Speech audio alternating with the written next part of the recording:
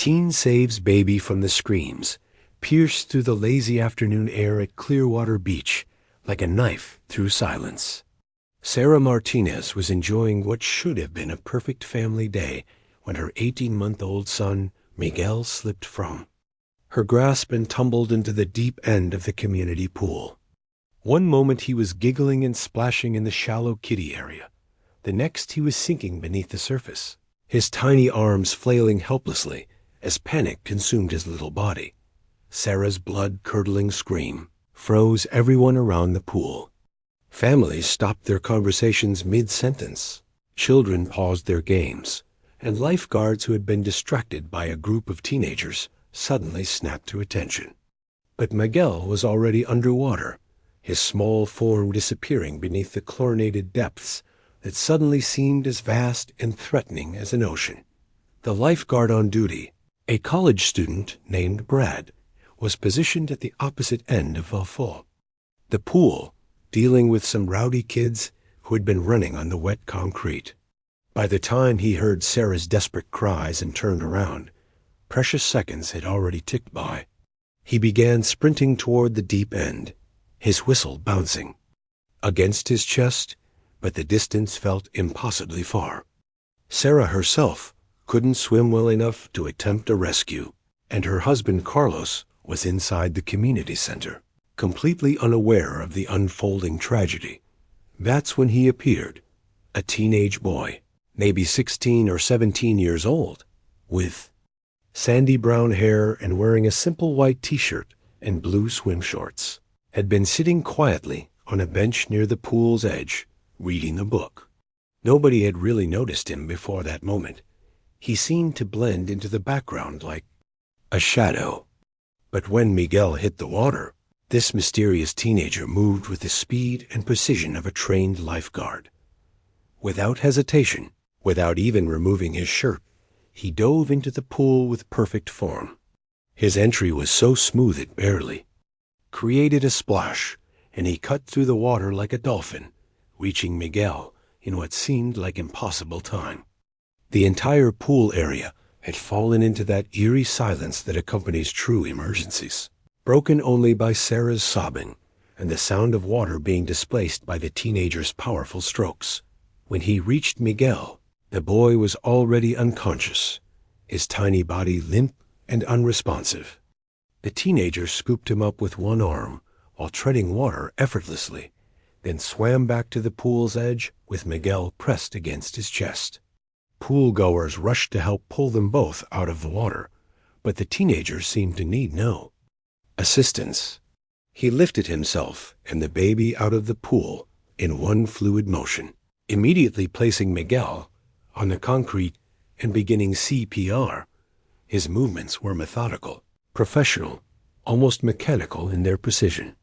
He tilted Miguel's head back, checked his airway, and began chest compressions with exactly the right pressure for an infant. Everyone watched in stunned silence as this unknown teenager worked to save a life, his face a mask of intense concentration. Sarah knelt beside them, tears streaming down her face, whispering prayers in both English and Spanish. After what felt like an eternity, but was probably only 30 seconds, Miguel suddenly coughed up pool water and began crying, the most beautiful sound Sarah had ever heard. The teenager carefully turned the baby on his side, allowing more water to drain from his lungs, and gently handed him back to his sobbing mother. Miguel's cries grew stronger, and his color began returning to normal, signs that filled everyone present with overwhelming relief. The crowd that had gathered around them erupted in spontaneous applause and cheers. People were crying, hugging strangers, and calling out words of gratitude to the teenage hero who had just saved a life. Sarah clutched Miguel to her chest, rocking him back and forth, while tears of joy replaced her tears of terror. She looked up at the teenager, ready to thank him, to ask his name, to somehow express the impossible gratitude she felt for what he had done. But when she lifted her eyes, he was already walking away. "Wait!" Sarah called out, her voice hoarse from screaming. "Please wait. I need to thank you. What's your name?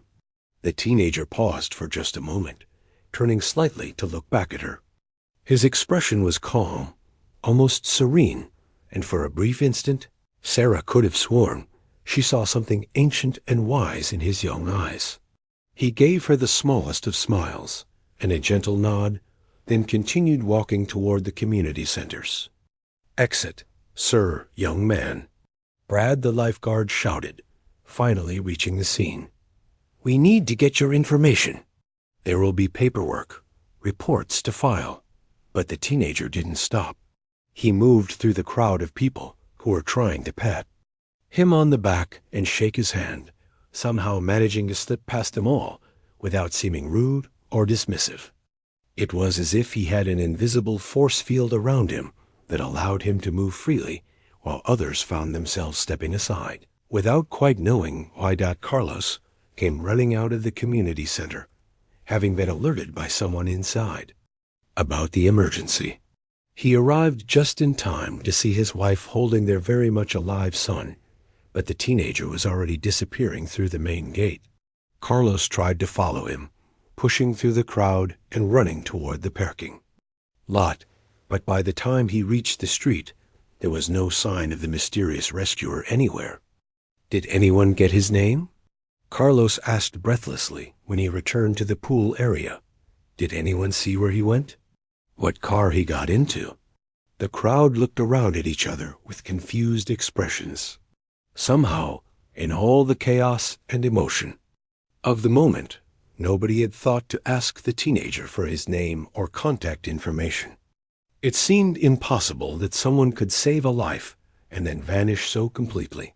But that's exactly what had happened. Mrs. Henderson, an elderly woman who lived in the community and spent most afternoons by the pool, spoke up first.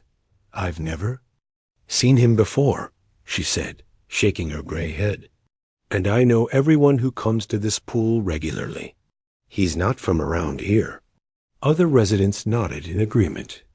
The Clearwater Beach community was small and tight-knit, the kind of place where everyone knew their neighbors and strangers stood out immediately. Yet this teenager had somehow been sitting by their pool, reading peacefully, without anyone noticing or questioning his presence. Drowning disappears before family can say thanks. The Martinez family spent the rest of that day and the entire evening trying to track down their mysterious hero. Carlos drove through every street in the surrounding neighborhoods, looking for any sign of the teenager. Sarah posted on every local Facebook group, community forum, and neighborhood app she could find, describing the incident and begging for information about the boy who had saved Miguel's life. The story spread quickly through social media.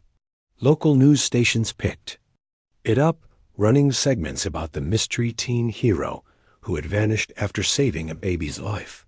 The community rallied together, sharing the story thousands of times and offering their own theories about who the teenager might be and where he could have come from.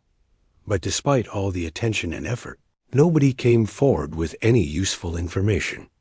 No one recognized the description of the sandy-haired teenager. No parents called to say their son had been at the pool that day. No friends or classmates identified him from the detailed descriptions that witnesses provided to local reporters. Dr. Patricia Williams, the emergency room physician who examined Miguel later that evening, was amazed by the quality of the CPR that had been performed. "Whoever did this had extensive training," she told the Martinez family. "The technique was textbook perfect, and the timing was crucial. A few more seconds underwater, and we might be having a very different conversation."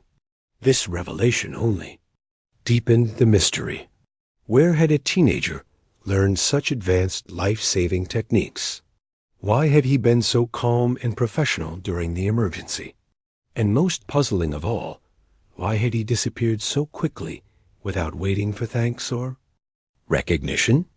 The security cameras at the community center provided another strange piece of the puzzle. The footage clearly showed Miguel falling into the pool and Sarah's panicked reaction, but the angle and timing were such that the teenager's rescue was partially obscured by other people and pool equipment. What the cameras did capture was even more mysterious. They showed the teenager walking toward the exit, but then the footage became strangely corrupted for exactly the 30 seconds it would have taken him to leave the building. "I've never seen anything like it," said Tom Bradley, the community center's maintenance supervisor, who reviewed the footage. "It's like the cameras just glitched at exactly the wrong moment. The timestamp shows the corruption, but there's no technical reason for it. The system was working perfectly before and after." Local police officer Detective Maria Santos took a personal interest in the case, not because any crime had been committed, but because the Martinez family's gratitude was so profound that she wanted to help them find their hero. She interviewed dozens of witnesses, checked with local schools to see if any students matched the description, and even reached out to nearby swimming programs and lifeguard training facilities. "It's the strangest thing I've encountered in 15 years of police work," Detective Santos admitted to the local newspaper. "We have multiple reliable witnesses, but it's as if this young man just materialized to save a life and then vanished into thin air. I've never seen anything like it." The mystery began attracting attention from beyond the local community. Paranormal. Investigators started showing up, claiming that the teenager might have been some kind of guardian angel or supernatural entity. Religious groups declared it a miracle, while skeptics insisted there had to be a logical explanation that everyone was missing. 3 weeks after the incident, Sarah Martinez was still having trouble sleeping. Every night, she would replay those terrifying moments in her mind, but instead of focusing on the fear and panic, she found herself thinking about the teenager's face. There had been something so familiar about him, something that nagged at the edges of her memory like a word on the tip of her tongue.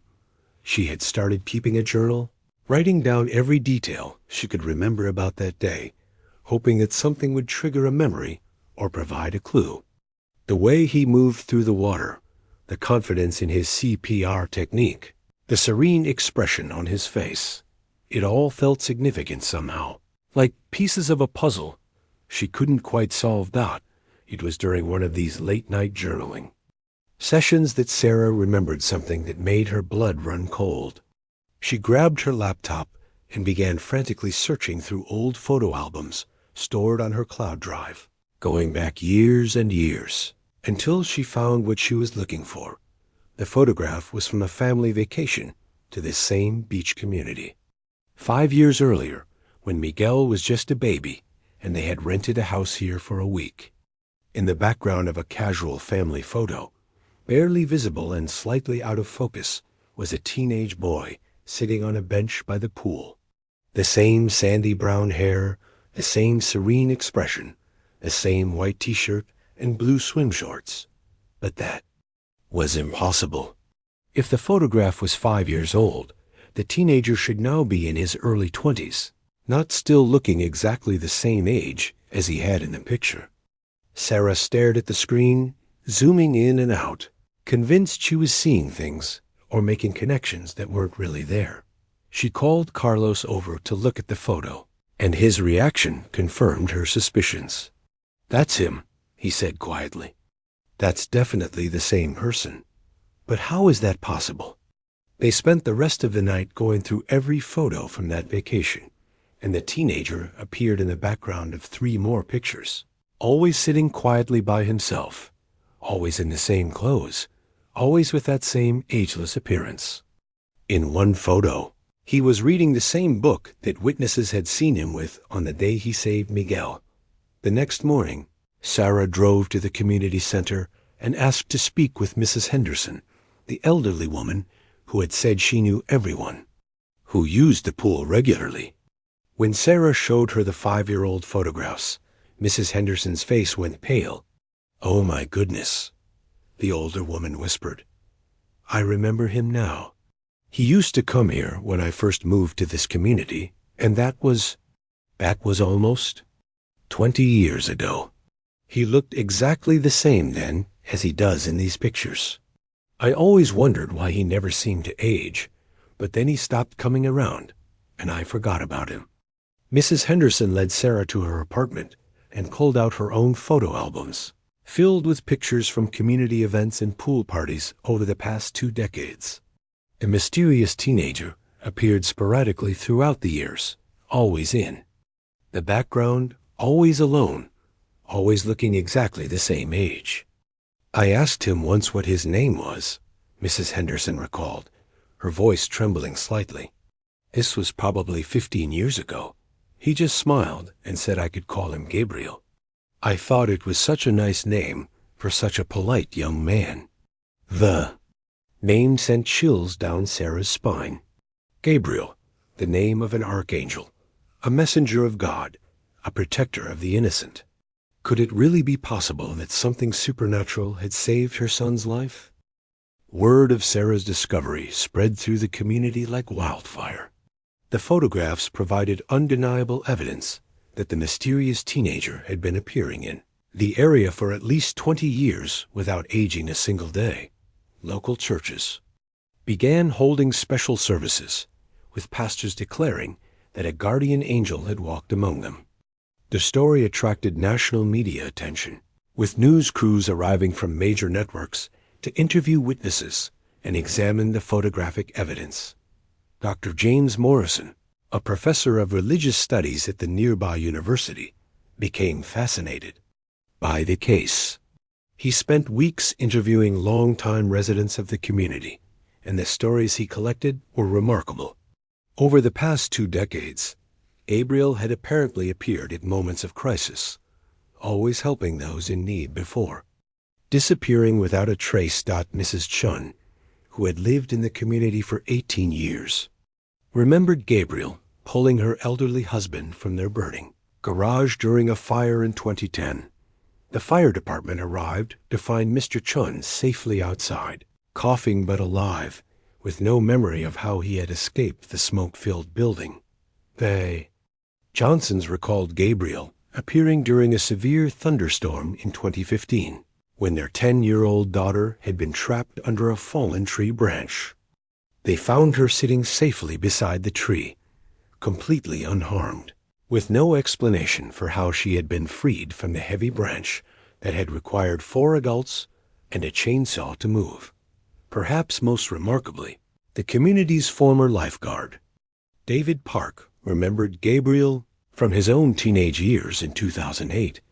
David had been struggling to save 2 children who had been caught in a dangerous riptide when Gabriel appeared in the water beside him, helping to bring both children safely to shore before vanishing in the chaos that followed. I was 17 then, same age Gabriel appeared to be, David told Dr. Morrison. I'm 34 now, married with kids of my own, but Gabriel looks exactly the same as he did that day. It's impossible, but I know what I saw. The evidence was overwhelming, but it raised more questions than it answered. Why did Gabriel appear only during emergencies? Where did he go between these appearances? And most importantly, what was he? Detective Santos, despite her natural skepticism, found herself believing in the supernatural explanation.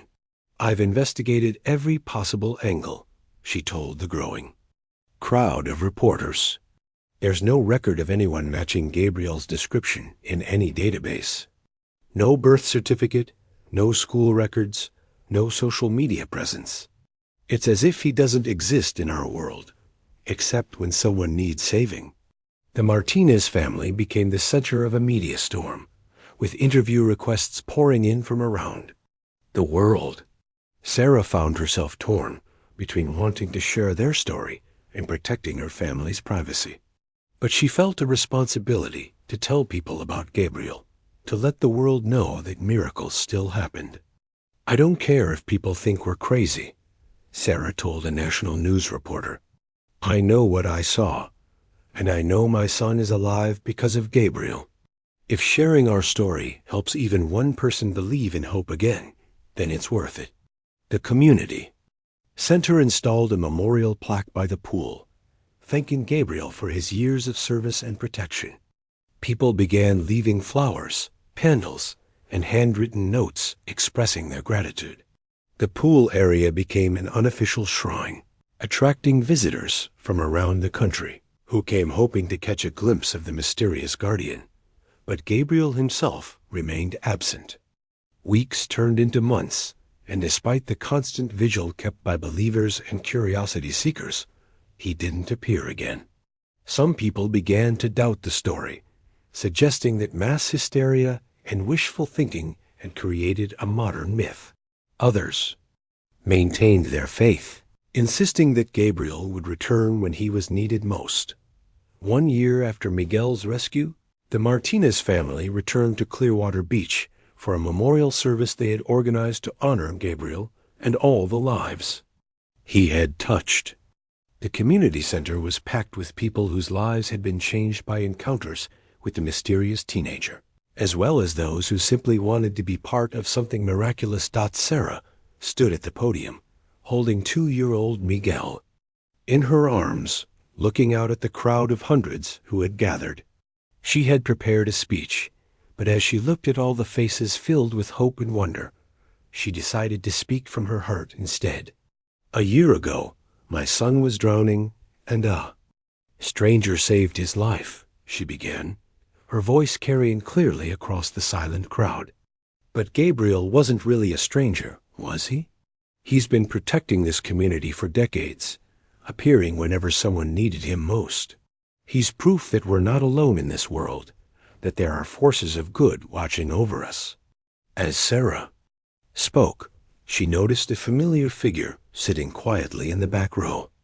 Her heart skipped a beat as she recognized the sandy brown hair, the white t-shirt, the serene expression that had haunted her dreams for a year. Gabriel was there, listening to her words with that same gentle smile she remembered from the day.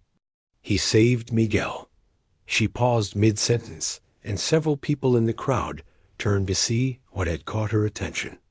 A murmur rippled through the audience as more and more people spotted Gabriel sitting among them. But instead of rushing toward him or calling out, everyone seemed to understand instinctively that this moment was sacred, that Gabriel's presence was a gift not to be disturbed. Gabriel stood slowly and gave Sarah a small nod of acknowledgement. Then, just as he had done a year earlier, he began walking toward the exit. This time, however, people didn't try to stop him or follow him. They simply watched in reverent silence as he made his way through the crowd, touching a shoulder here, offering a gentle smile there, blessing them all with his presence one final time. As Gabriel reached the door, he turned back to look at the assembled crowd. His eyes found Sarah's across the room, and she could have sworn she heard his voice in her mind, though his lips never moved. "Take care of each other. Love protects. Faith endures." Then he was gone, stepping through the doorway and disappearing into the bright afternoon sunlight. This time, nobody ran after him. They all understood that Gabriel would return when he was needed, that his protection was eternal and unconditional.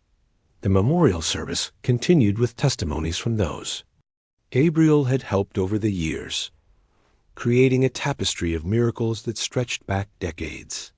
As the sun set over Clearwater Beach, the community felt more connected than ever before, bound together by their shared experience of the divine. Miguel, now a healthy and happy toddler, played peacefully in his mother's arms throughout the service, occasionally looking toward the door where Gabriel had disappeared, as if he too remembered the angel who had saved his life.